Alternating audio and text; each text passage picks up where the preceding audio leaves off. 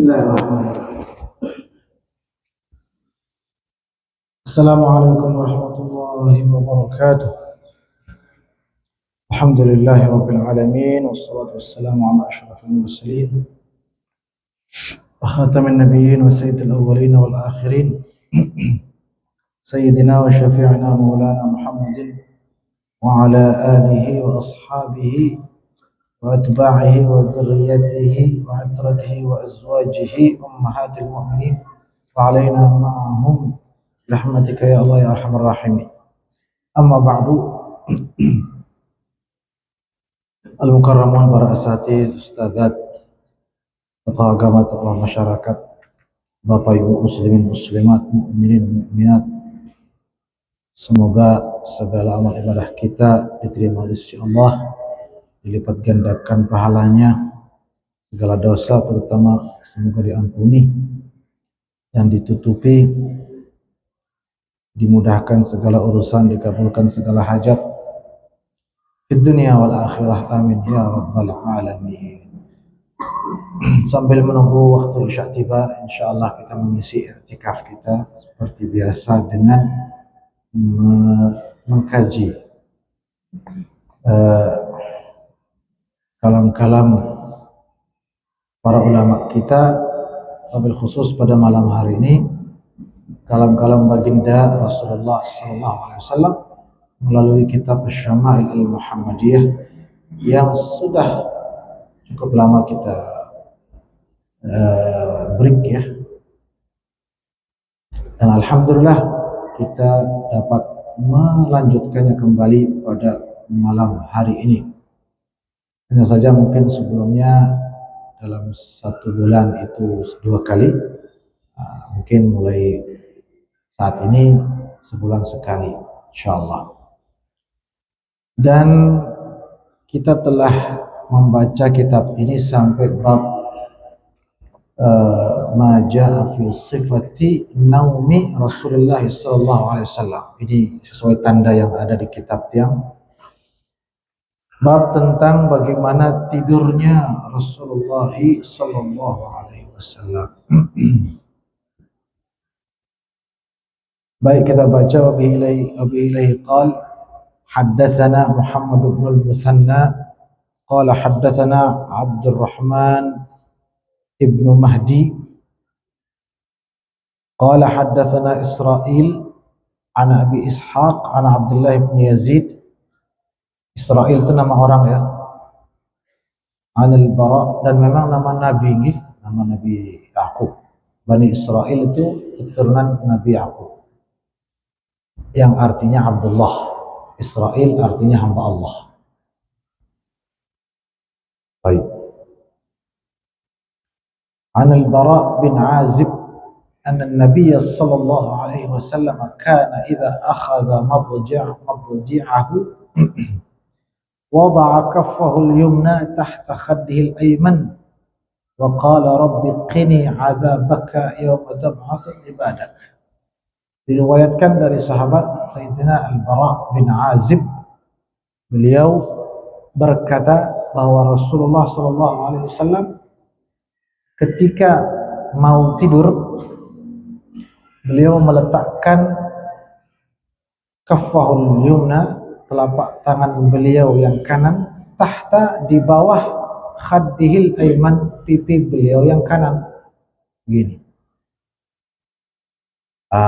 Waqala, lalu beliau membaca rabbi qini 'adzabaka yauma tab'atsu ibadak. Itu salah satu doa tidur ya, selain yang kita tahu bismillahirrahmanirrahim ahya wa bismika amut, ini juga dalam riwayat lain disebutkan doa Nabi sebelum tidur, rabbi qini 'adzabaka yauma tab'atsu ibadak. Tuhan, lindungilah hamba dari siksamu di hari engkau membangkitkan hamba-hambamu. Ya Rabb, semua kita mudah-mudahan amin. Wa bihi ilahi qala haddatsana Muhammad bin Musanna ila qawlihi wa qala yauma tajma'u ibadak. Lafaz berbeda, riwayat lain menyebutkan doanya Rabbi qini adzabaka yauma tajma'u ibadak. Ya Allah, Tuhan kami, uh, lindungilah hamba dari siksamu di hari di mana engkau mengumpulkan hamba-hambamu. Ya Rabb. Jadi mau tidur ada doanya. Kenapa? Semata-mata supaya terjaga dari atau terlindungi tidurnya dari keburukan-keburukan. Tidak hanya itu, supaya tidur kita dengan segala dengkurnya itu bernilai ibadah di sisi Allah. Jadi malaikat sebelah kanan mencatat banyak perbuatan-perbuatan kita yang umum kita lakukan tapi tidak berpahala.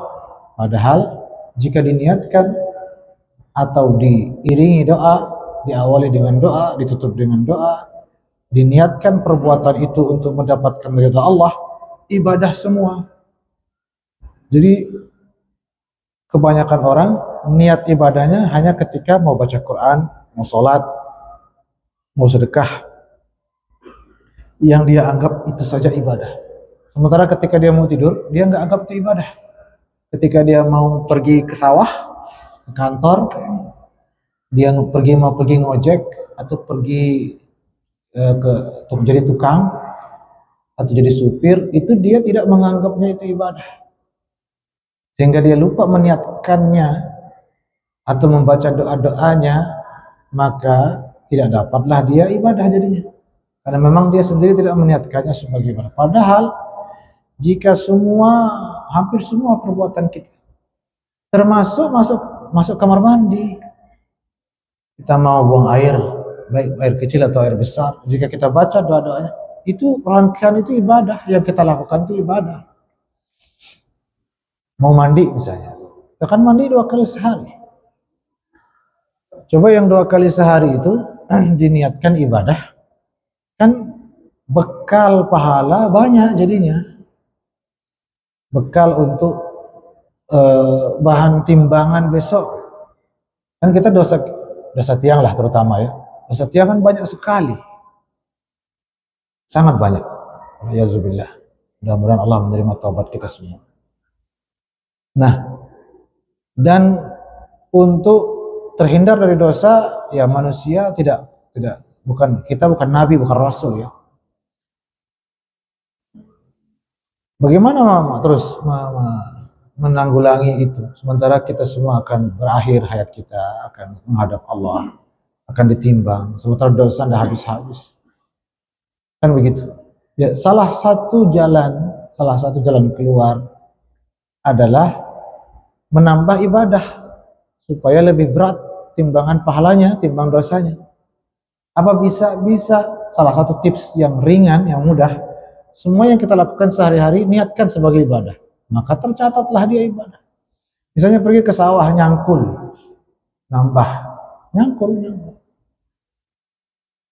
Pasang di hati, ya Allah, saya pergi melaksanakan perintah-Mu, yakni menafkahi keluarga.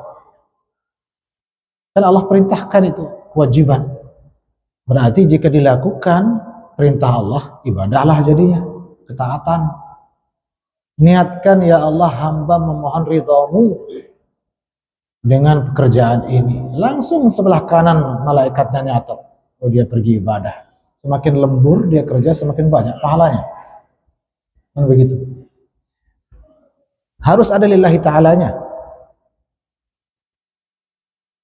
Misalnya kita pergi cari uang, cari rezeki, cari nafkah. Niatnya apa? Supaya ada saya kasih makan anak-anak di rumah atau keluarga di rumah. Misalnya, titik. Enggak cukup itu, belum bisa jadi ibadah. Belum bisa jadi ibadah. Karena orang-orang non-muslim juga begitu. Pergi kerja ya untuk menafkahi keluarganya. Niatkan lillahi ta'ala, untuk mengharap ridha Allah, karena Allah perintahkan ini.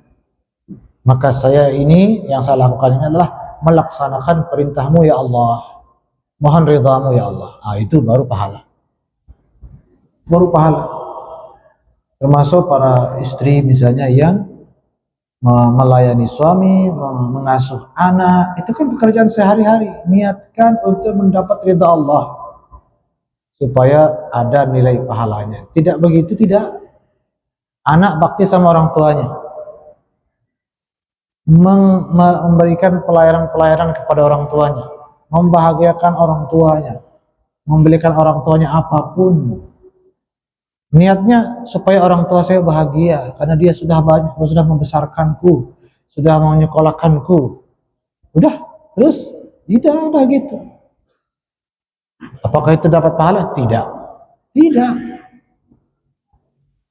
Subhanallah. Jadi ini sepele, tapi jangan disepelekan. Ayo, Sayyidina Uwais Al-Qarani, beliau bakti sama ibunya. Tapi apa kata Nabi? Khairut tabi'in Uwais Al-Qarani. Sebaik-baik tabi'in itu Uwais. Kenapa dia sebaik-baik tabi'in? Padahal di zaman tabi'in ada Imam Hasan Basri, ada Imam Ibrahim bin Adham, ada ada ahli-ahli ibadah semua. Tapi Nabi ketika menyebut siapa sebaik-baik tabi'in, Uwais Al-Qarani. Heran sahabat. Setahu saya Uwais Al-Qarani itu kerjanya ya pengulung sampah, tidak jelas, kumuh, terus sering ditolak orang, sering dijauhi orang. Sahabat begitu kenalnya, tabi'in pun begitu mengenalnya. Tapi kata Nabi itu sebaik-baik tabi'in. Kenapa ya Rasulullah? Dia bakti sama ibunya. Itu kata Nabi. Dia bakti sama ibunya. Terus emang yang lain tidak bakti sama ibunya? Itu masalah. Subhanallah. Tapi disitulah yang membedakan niatnya. Niatnya. Sayyidina Uwais Al-Qarani sangat ingin berjumpa Nabi. Tapi beliau tahu bahwa Nabi sendiri yang perintahkan untuk bakti sama orang tua. Dan orang tuanya melarang dia pergi ke Madinah menjumpai Nabi. Maka dia taati ibunya itu demi mendapat ridha Nabi. Karena Nabi yang perintahkan. Nah, yang seperti itu yang membuat kemudian nilai pahalanya luar biasa. Bakti sama orang tua. Ada lillahi ta'ala. Waktu hijrah Nabi dari Mekah ke Madinah, kan banyak yang hijrah itu. Tapi kan ada yang niatnya untuk lain, niatnya untuk apa, sehingga keluarlah sabda Nabi, innamal a'malu binniyat wa innamal likulli imri'in ma nawa. Faman kanat hijratu ila Allah wa rasulih, hijratu ila Allah wa rasulih. Faman kanat hijratu ila dunyan yusibuha aw imra'atin yankihuha, hijratu ila ma hajara ilaih. Kata Nabi, yang niatnya hijrah daripada kalian ini untuk mendapatkan Allah dan Rasulnya, ridha Allah dan Rasulnya, itu dapatnya. Pahala hijrahnya, ibadah hijrahnya. Tapi kalau yang ikut hijrah, padahal ikut hijrah, tapi niatnya hanya ikut-ikutan, atau ada yang dia kejar berupa dunia, bersifat duniawi, atau ada wanita yang dia kejar, kebetulan wanitanya ikut hijrah, maka dia pun ikut hijrah. Maka itu dapatnya dan tidak dapat Allah dan Rasulnya. Maka niatkanlah termasuk tidur. Begitu mau tidur, ya Allah saya mau tidur supaya cepat bangun nanti tengah malam ataupun sholat subuh tepat waktu supaya dapat beribadah menjalankan perintahmu ya Allah. Maka sepanjang tidurnya itu malaikat mencatat. Apalagi sebelum tidur baca doa, wudhu dan lain sebagainya, sebagaimana dicontohkan langsung oleh baginda Rasulullah sallallahu alaihi wasallam. Wa bihi la yaqal ila qawlihi kana an-nabiy sallallahu alaihi wasallam idza awa ila firashihi qala Allahumma bismika amutu ahya, ya Allah dengan nama Engkau hamba ini tidur maupun bangun, bahkan hidup maupun mati dengan nama Engkau ya Allah. Apa maksudnya dengan nama Engkau? Bismika. Bismika Allahumma ahya. Dengan namamu ya Allah hamba tidur, hamba hidup. Bismika amut, dan dengan namamu pula hamba mati. Apa maksudnya dengan namamu dengan nama? Karena nama Allah ini tidak sembarang nama. Bukan kayak nama kita, hanya nama. Ya udah nama.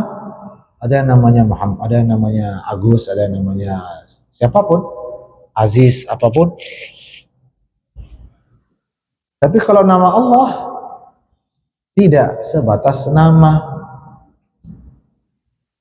Tapi dalam ilmu akidah ada satu yang harus kita yakini, bahwa nama Allah itu fa'al.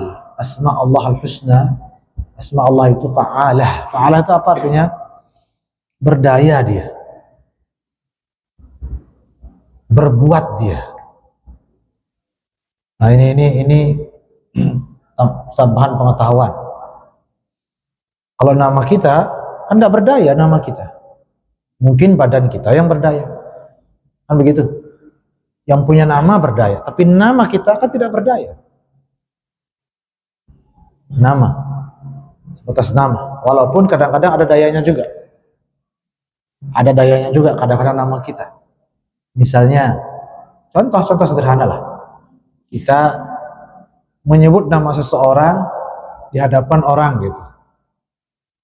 Misalnya kita minta tolong, dia nggak mau nolong, terus kita sebut saya ini diperintah oleh, nah kita sebut namanya, maka dia langsung menolong. Nah itu kan termasuk contoh sederhana bahwa nama itu berdaya dia, punya sesuatu lah. Tapi itu contoh di makhluk ya, yang hakikatnya tidak berdaya juga sebenarnya.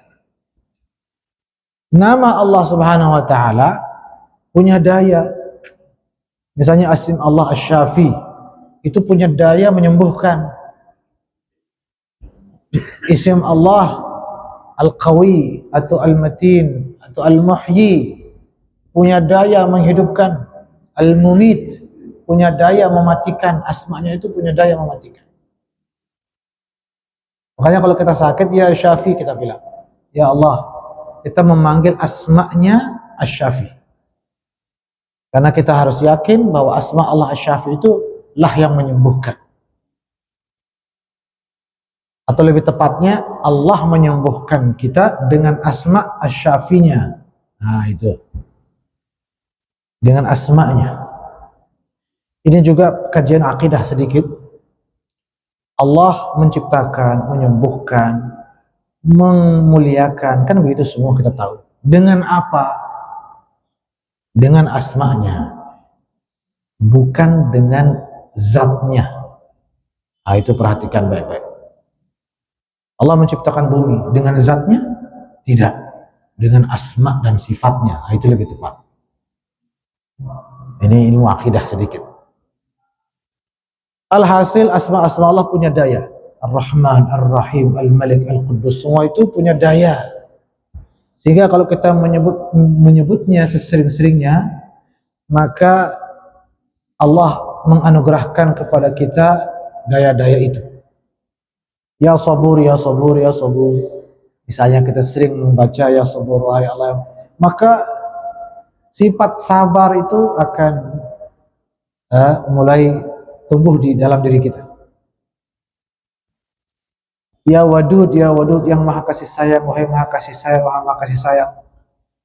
Dengan banyak membaca Ya Wadud, Ya Wadud, Ya Wadud, maka kita akan menjadi orang yang penuh kasih sayang dan disayangi oleh makhluk, oleh semua orang. Itu contoh.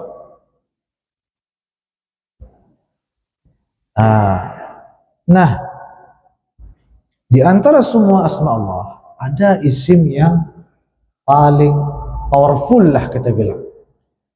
Di antara semua asma Allah ini, dengan segala kekuatan dan dayanya, yang hanya Allah yang maha mengetahuinya, tapi kita yakin sangat luar biasa asma-asma Allah ini, ada satu asma yang dari semua, yang paling sakti lah kita bilang, atau paling tinggi, paling agung, paling dahsyat. Apa itu? Isim Allah. Isim Allah. Nah, makanya menyebut banyak-banyak isim Allah itu sumber segala daya. Nah, Makanya para aulia selalu mengajarkan zikirnya apa? Allah. Kenapa? Kalau kita zikir isim yang lain, contoh Syafi, Asy-Syafi, Asy-Syafi, atau Ya Syafi, Ya Syafi, ada kandungan permohonannya. Bagus, tidak masalah. Tapi ada maunya, mau sembuh. Ya Mughni, Ya Mughni, Ya Mughni. Ada maunya, maunya apa? Maunya kaya. Bagus, tidak masalah. Tapi ada maunya, dan maunya terbatas. Kaya. Ya Mu'izz atau Ya Aziz, maunya kemuliaan. Ya Syakur maunya sifat syukur. Ya Karim maunya sifat dermawan misalnya. Semua itu bagus, tapi kan terbatas. Tapi kalau Allah Subhanahu wa taala, segalanya ada di situ. Itu makanya kalau banyak berzikir dengan Allah, itu kan tidak mengandung permohonan. Murni menyebut namanya itu Allah. Zikir yang murni zikir maksudnya apa? Tidak ada campuran mintanya. Tidak ada campuran doanya. Dan antara zikir dan doa, mana lebih zikir yang lebih tinggi? Dan itu sebagaimana sabda Nabi, apa kata Nabi? Qala Rasulullah sallallahu alaihi wasallam, "Man syaghalahu dzikri an mas'alati a'taituhu adhafa ma u'tis sa'ilin." Barang siapa lebih sibuk berzikir kepadaku daripada berdoa kepadaku, itu Allah, Nabi membedakan zikir dan doa. Maka hadis qudsi ya, kata Nabi mengatakan, Allah berfirman, "Man syaghalahu dzikri," kata Allah dalam hadis qudsi, barang siapa lebih banyak berzikir daripada berdoa, maka aku berikan dia lebih banyak daripada aku berikan kepada mereka yang berdoa. Jadi ada orang minta ini, dan ada orang tidak minta. Minta cuma lebih banyak menyebut namanya, berzikirnya, semata-mata mengingat dan menyebut nama Allah saja. Maka itu yang Allah berikan lebih daripada yang minta itu, yang banyak minta itu. Padahal sudah jelas-jelas dia minta. Dikasih, juga dikasih. Minta itu juga pahala, doa, bagus. Tapi lebih tinggi zikir dan lebih banyak yang dikasih adalah yang berzikir. Itu makanya fadzkurullah dzikran katsira, berzikirlah sebanyak-banyaknya supaya Allah berikan sebanyak-banyaknya. Seperti itu. Baik. Itu sebabnya bismikallahumma, ya Allah, dengan nama Engkau. Nama yang mana enggak disebutkan? Nama Allah sudah. Nama Allah atau nama apapun karena tidak disebutkan. Dengan nama Engkau hamba mati, dan nama Engkau hamba tidur. Hamba hidup dan mati, bangun dan terjaga, bangun dan tidur. Itu berarti kita mohon apa? Sebenarnya nggak memohon di sini, nggak memohon, tetapi kita berharap tidur kita itu bercahayakan zikir, bercahayakan nama Allah, karena nama Allah ini dayanya sangat tinggi, sangat luar biasa.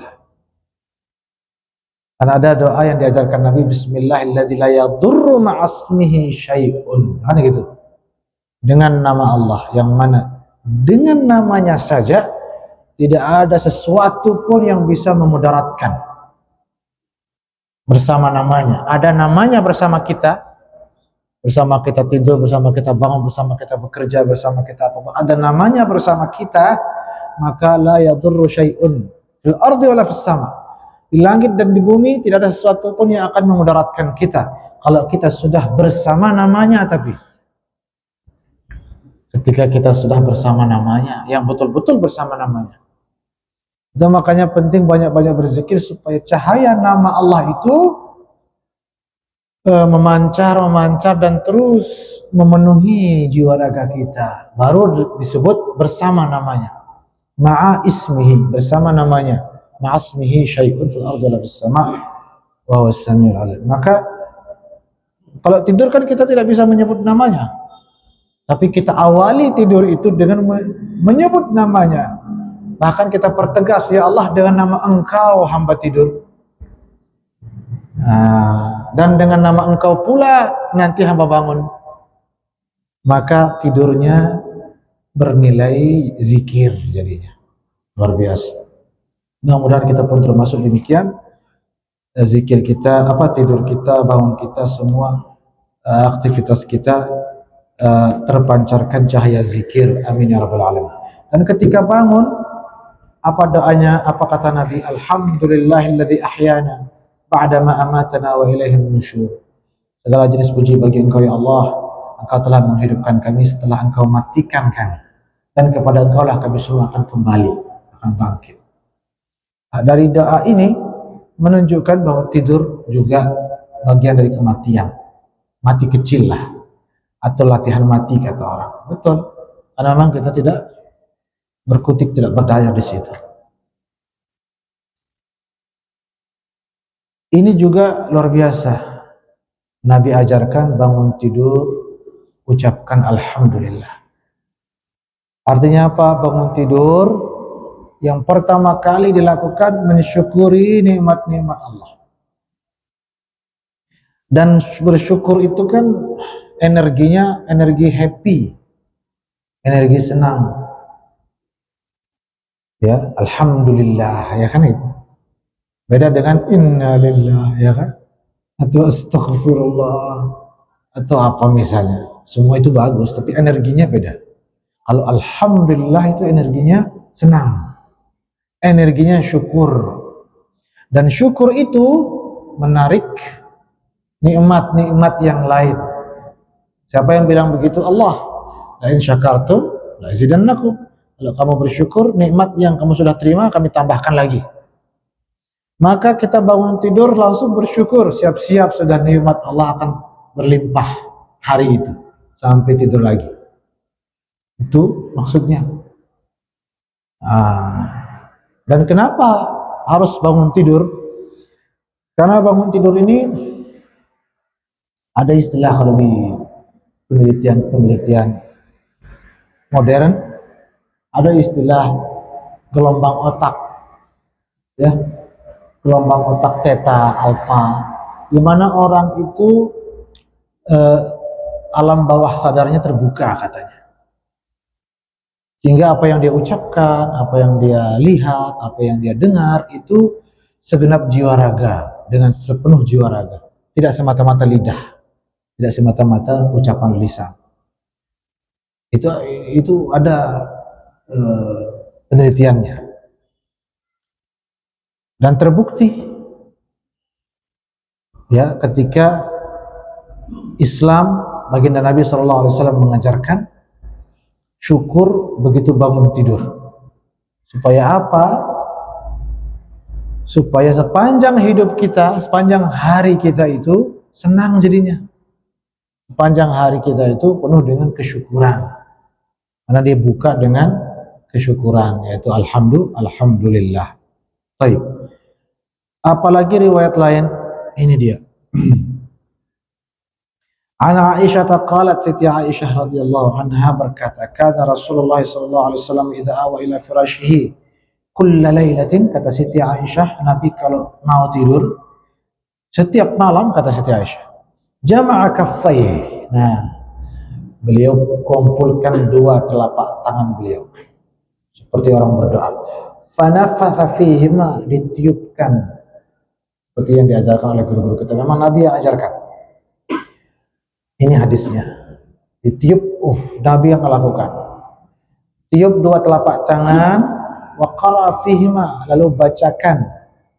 Bagaimana Nabi bacakan kedua telapak tangannya itu setelah ditiup apa? Qul huwallahu ahad, wa qul a'udzu birabbil falaq, wa qul a'udzu birabbin nas. Ya. Qul a'udzu falaq, qul a'udzu birabbin nas. Thumma masaha bihima mastata'a min jasadihi. Kata Siti Aisyah, aku melihat Nabi setelah melakukan itu, beliau mengusap badan beliau semuanya. Mastata'a, yang bisa beliau usap, beliau usap. Yabda'u bihi ma ra'sahu wa wajhahu, dimulai dengan kepala dan wajah, wa ma aqbala min jasadihi, lalu sisa daripada anggota badannya. Yasna'u dzalika thalatha marrat, kata Siti Aisyah, beliau lakukan itu sebanyak 3 kali. Sebanyak 3 kali. Nah, itu juga dapat dilakukan. Jadi baca apa? Kumpulkan tangannya, tiup, lalu baca qul a'udzu falaq nas, lalu usap semua badan. Ulang lagi begitu sebanyak 3 kali, baru kemudian tidur. Baik. Wa bihi ilaihi qala, ada lagi riwayatan ada.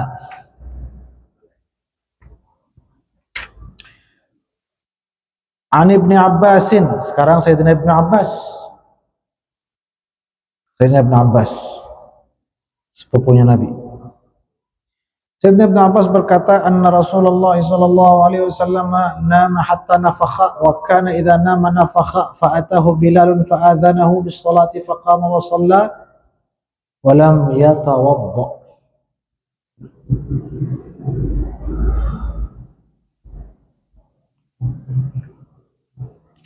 Ya, ini unik.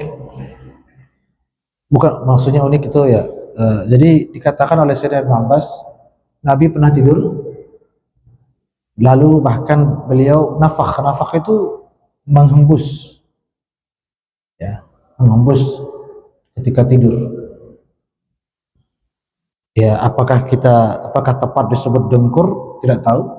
Tapi mungkin tidak dengkur. Karena dengkur kan identik dengan suara yang relatif mengganggu lah ya. Tapi kalau Nabi di sini dikatakan oleh Sayyidina Ibnu Abbas, nafakha, menghembus, ya nafas orang tidur lah. Nafas orang tidur kan mungkin agak lebih apa ya kita bilang, lebih dalam atau lebih kencang mungkin. Nah, itulah yang dilakukan Nabi ketika tidur, yang menunjukkan tidurnya Nabi ketika itu lelap, ya, pulas. Lalu datang Sayyidina Bilal memberitahukan waktu salat tiba. Faqama wa shalla wa lam yatawadda. Kata Sayyidina Ibnu Abbas, maka terbangunlah beliau dan salat tanpa melakukan wudu terlebih dahulu. Nah, ini bagaimana ceritanya? Dijelaskan oleh para ulama. Li'annahu min khasaisihi sallallahu alaihi wasallam, itu khususiat beliau. Khususiat beliau karena tidurnya beliau tidak membatalkan wudhu beliau sallallahu alaihi wasallam. Beliau saja, itu khususiat beliau. Demikian penjelasan ulama.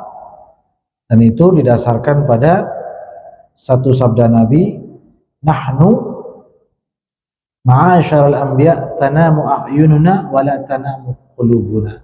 Kami para nabi, mata kami tidur tapi hati kami tidak tidur. Para nabi ya, kalau kita kan waduh, kadang-kadang mata pun belum tidur, hati sudah tidur duluan. Apalagi mata juga tidur. Malah kadang-kadang hati kita bukan tidur lagi ya, mati, nauzubillah min zalik. Artinya koma malah ya, bukan tidur lagi, hati kita koma. Apalagi di saat tidur malam. Kalau Nabi tidak, tidurnya beliau saja, hati beliau hidup, segar bugar. Apalagi di saat terjaga. Sallallahu alaihi wasallam. Baik. Riwayat selanjutnya, ini Sayyidina Anas bin Malik. Oh, Sayyidina Anas sekarang. Apa kata Sayyidina Anas? Kana idza awa ila firashihi qala alhamdulillahilladzi at'amana wa saqana wa kafana wa awana fakam mimman la kafiya lahu wa la mu'wi. Ini doa lain sebelum tidur yang artinya alhamdulillahilladzi at'amana, segala jenis puji bagi Engkau ya Allah, Engkau telah memberi kami makan, wa saqana, Engkau telah memberi kami minum, wa kafana, Engkau telah mencukupi, atau menjaga kami, wa awana, engkau telah memberikan kami kehidupan lah, tempat tinggal dan seterusnya, rezeki. Fakam mimman la kafiyalah, betapa banyak di luar sana yang tidak cukup, tidak berkecukupan, wala mu'wi, ya, dan tidak ada pula yang bisa menolong mereka. Subhanallah. Jadi ini juga energi syukurnya. Sebelum tidur Nabi ajarkan, ingat nikmat-nikmat Allah sudah kasih. Alhamdulillah hari ini kita sudah makan 3 kali, malah 4 kali, makan ini, makan itu, sudah minum ini, sudah minum. Ingat itu semua. Ingat. Terus ya Allah, tidur di atas kasur yang empuk, ya kan? Punya rumah yang aman. Ingat itu sebelum tidur.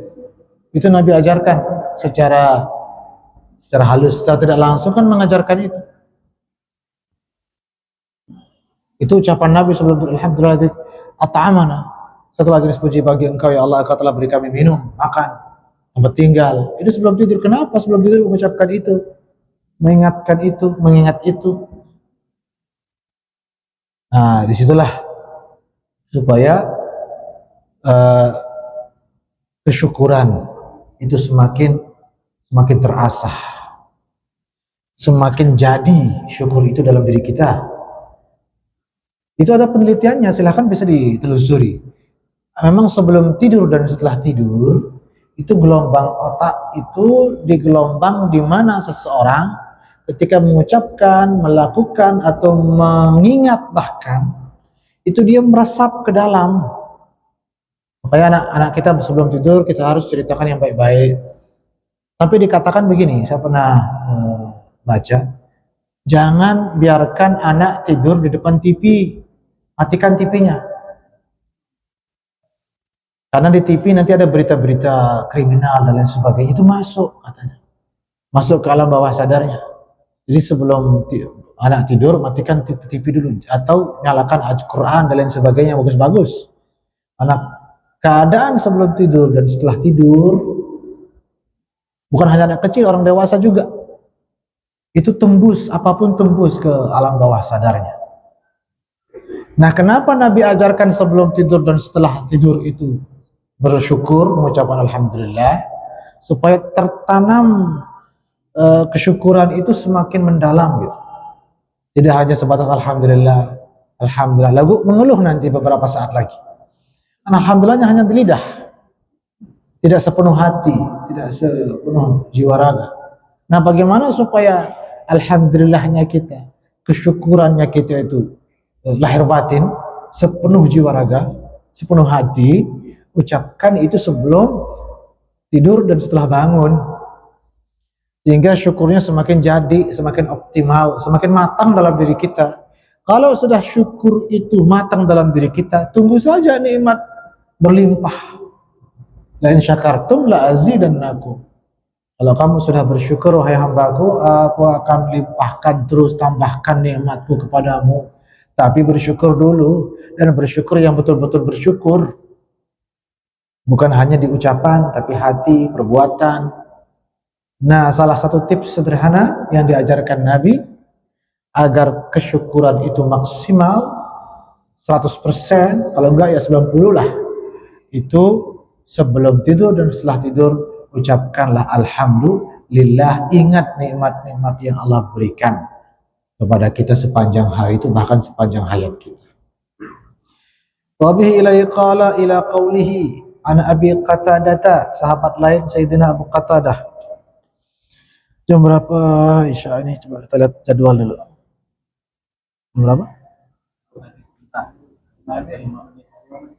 Tayyib 5 menit. Ya, satu hadis lagi atau mungkin ada pertanyaan? Tidak ada. Satu hadis lagi?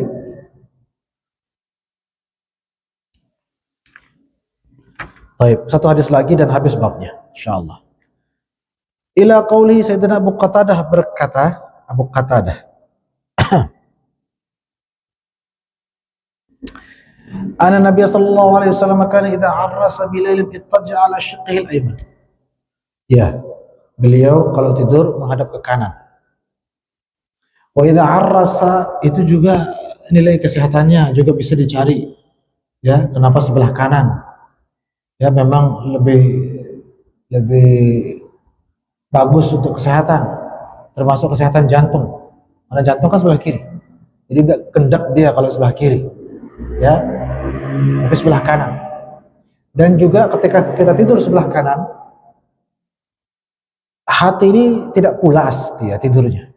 Karena dia di atas, tidak menempel dengan kasur, dengan ranjang dengan kasur. Jadi seakan-akan hati jangan ditidurkan lah, jangan diikutkan tidur kalau hatinya. Itu juga ya isyarat ke sana juga. Sehingga kenapa jangan ditidurkan? Supaya nanti hati ini yang membangunkan kita tengah malam untuk tahajud.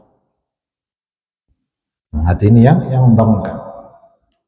Nah, wa idza arrasa qabila as-subhi nasaba dhira'ahu wa wada'a ra'sahu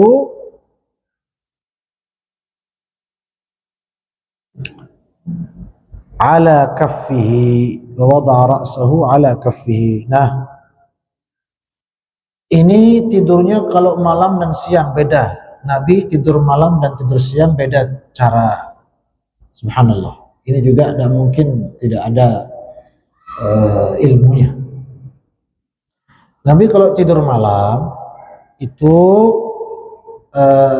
kayak tadi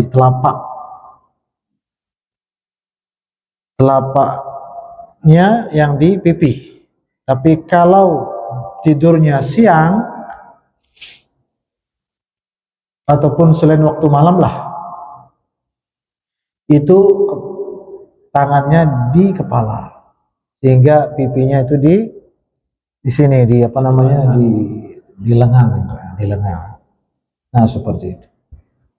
Nasaba dhira'ahu, maksudnya sesuatu dibentangkan lengannya lalu beliau tidur di atas lengannya, sehingga telapak tangan beliau di kepala beliau sallallahu alaihi wasallam.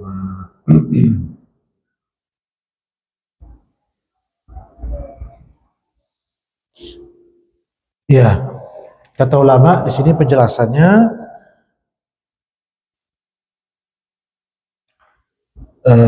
itu sebelum waktu subuh. Nah, itu kan ada tidur setelah tahajud. Nah, setelah tahajud mau tidur lagi, itu kan boleh, tidak masalah. Jadi tidurnya bagaimana?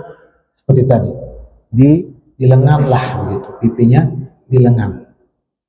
Nah, dikatakan li'annahu a'wanu 'alal intibah. Karena itu lebih mudah bangunnya. Lebih mudah bangunnya. Wa aqrabu ilaihi. Jadi supaya menghindari pulas karena sebentar lagi subuh. Nah, atau tidurnya siang jam 11 menjelang zuhur, mau tidur yang sebentar begitu juga supaya tidak terlalu pulas sampai asar. Kira-kira seperti itu. Wallahu taala a'lam bishawab. Mudah-mudahan tidur kita, semua gerak-gerik kita, langkah kita, ucapan kita, perbuatan kita diberkahi oleh Allah Subhanahu wa taala. Amin amin ya rabbal alamin. Semoga bermanfaat. Terima kasih dan mohon maaf. Wassalamualaikum warahmatullahi wabarakatuh.